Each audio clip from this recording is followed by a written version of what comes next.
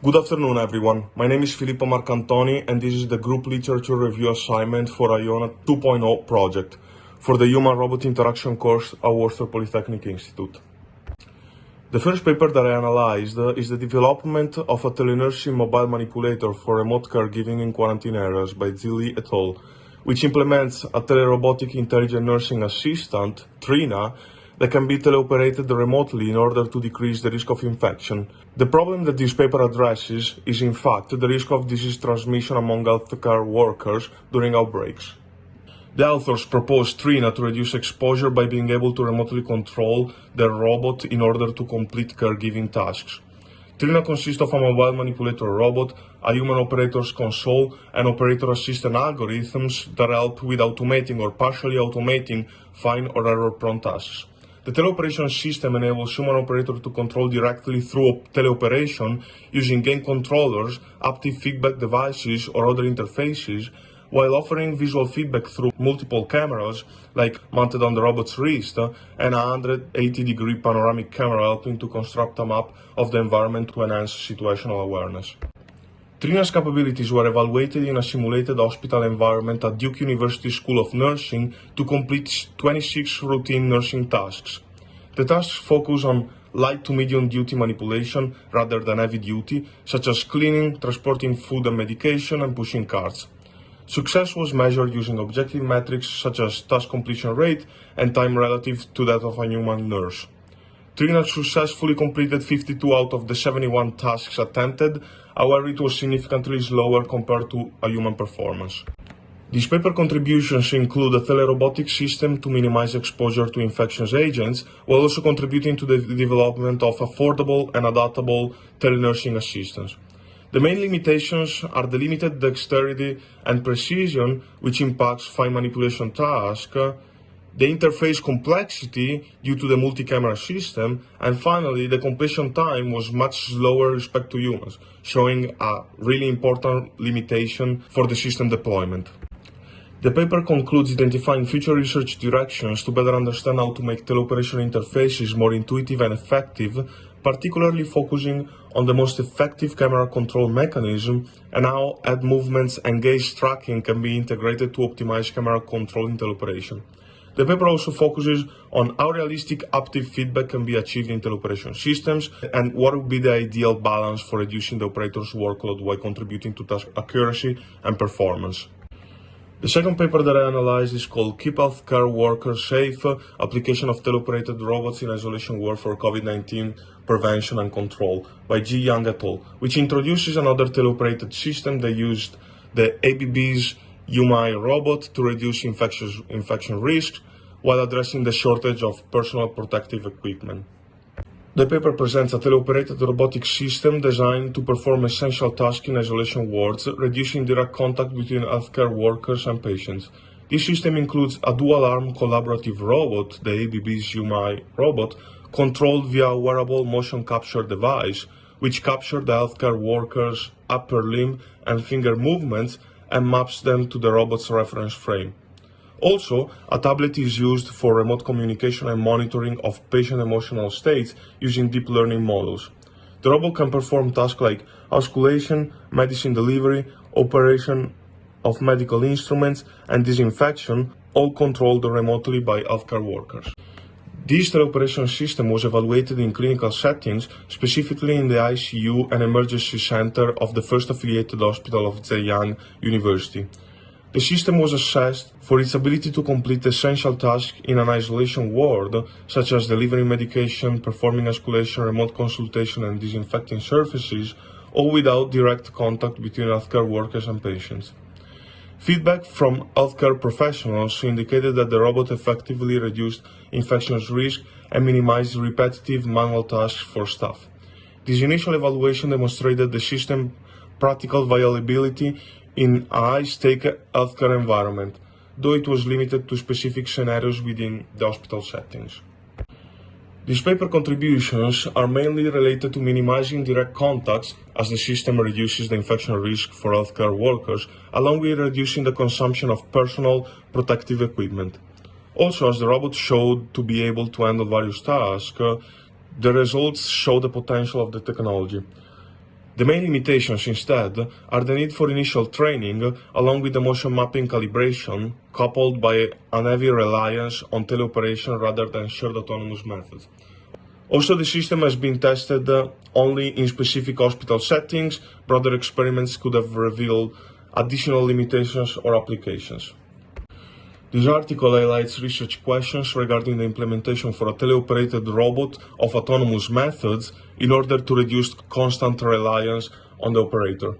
Other research questions focus on how additional sensors or deep learning models can improve the robot's adaptability and how might the robot's design be customized for other applications. The third paper that I analyzed was Perception Motion Coupling in Active Telepresence, Human Behavior and Teleoperation Interface Design by T.C. Lin et al. This paper addresses the challenges in teleoperating robots using complex interfaces with multiple active cameras. In teleoperation tasks where human operators remotely control robots, managing active telepresence cameras can be challenging for teleoperators, as spatial disorientation and increased cognitive workload add complexity to the task. This study explores how operators adapt to controlling Trina's multi-camera system and examines camera preferences to improve interface design and teleoperation. This study explores how operators adapt to controlling Trina's multi-camera system and examines camera preferences to improve interface design and teleoperation. The author proposes an experimental method where participants used multiple cameras mounted on their head, torso, and hands to control a simulated robot, in this case Trina. The users perform a cap stacking task, switching camera views using voice commands, where the different camera views helps to understand how people manage to see and move objects in the teleoperation task. By studying participant movements, actions, and preferences, the research aimed to find the most intuitive and efficient camera control design. The study used both quantitative and qualitative data in order to evaluate the user's performance measured across single and multi-camera trials.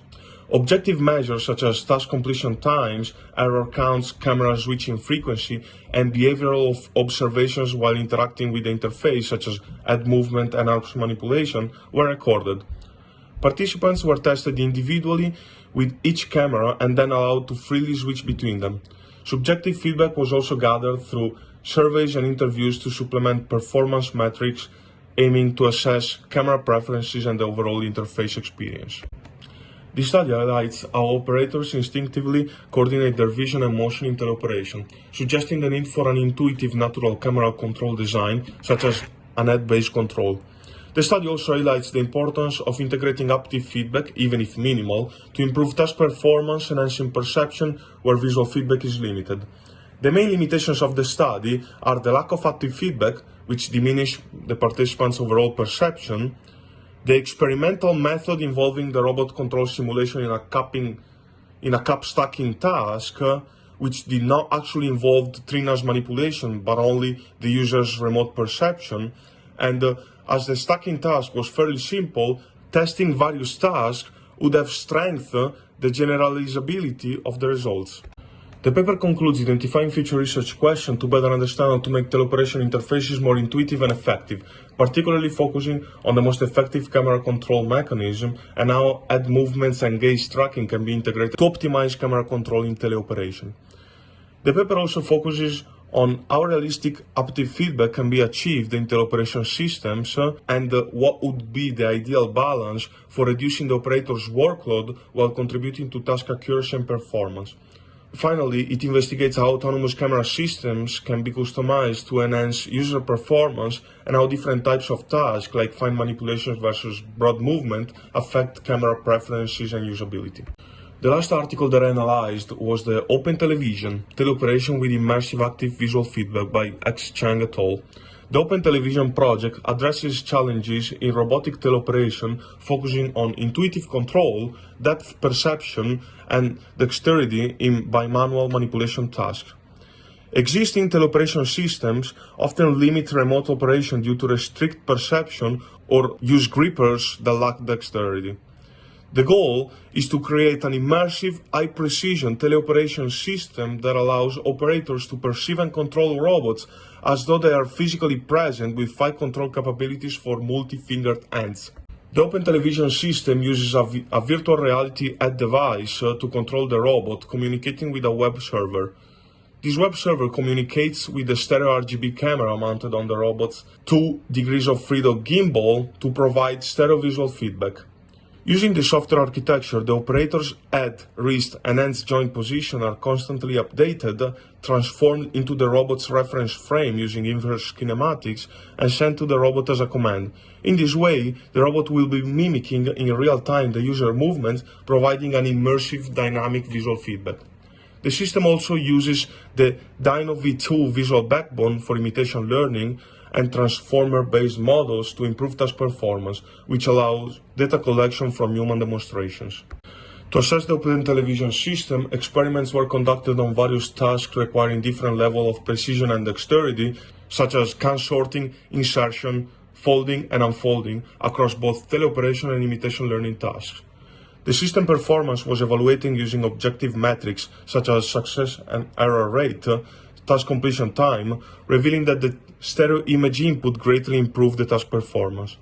Finally, user studies compared stereo and monocular views, finding that the stereo imaging significantly enhanced depth perception, reducing task completion time and increasing success rate. The main contributions of this Open Television framework are that it is open source, so it's accessible to use for further research, while it also provides an immersive, intuitive control with depth perception, also allowing for precise manipulation capabilities, particularly due to the dexterity of the robot's hands. The main limitation of the project are the lack of haptic feedback, which can impact the task performance, and also the hardware compatibility represents a limitation, as the system relies on specific virtual reality devices along with the robot setup. Finally, the operator is able to remotely operate the robot from coast to coast, but for long horizon tasks, the memory might be limited, potentially affecting the accuracy of extended task sequences.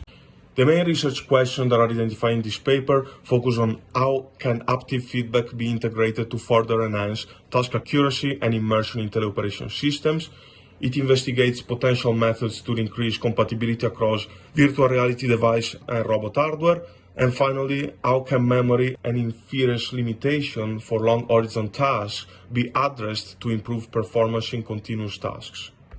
If we compare the different methods that were presented in these 4 papers, we can see that these papers' findings support our choice of work. Regarding the teleoperation ABB's UMI robot, this system uses a wearable motion capture suit, which reduces the complexity of the interface, along with allowing more precise movement replication, even though the suit might need calibration. The system also lacks autonomous methods, which could reduce the operator's workload. Regarding Trina, this system has semi-autonomous methods, unlike the UMI, which reduce the operator's workload while improving the task performance. This system teleoperation allows the user to directly teleoperate Trina, but the process can become particularly complex due to its multi-camera visual feedback system, which produces high cognitive load due to the need of frequent camera switching.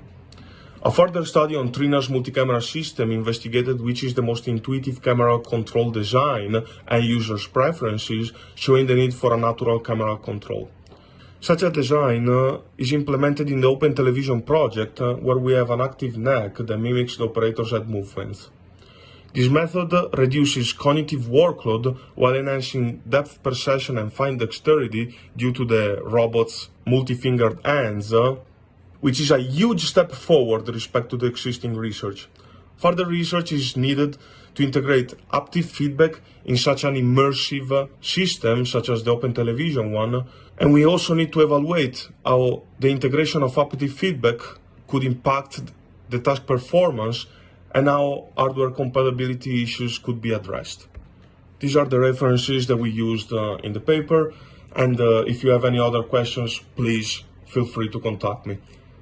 Thank you so much for your attention.